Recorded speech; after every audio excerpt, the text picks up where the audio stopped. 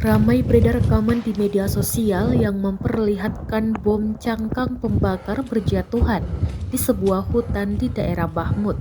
Rekamannya juga beredar di Telegram pada Senin, 21 November 2022.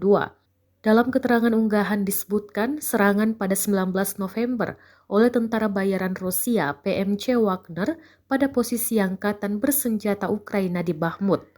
Diduga bom cangkang pembakar tersebut menghujani posisi pasukan Ukraina.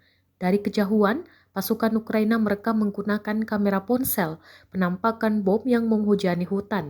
Amunisi pembakar ini termasuk bom yang berbahaya.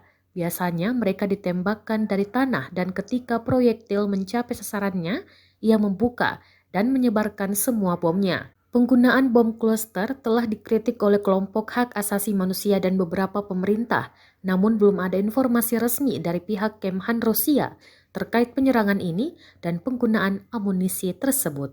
Сил України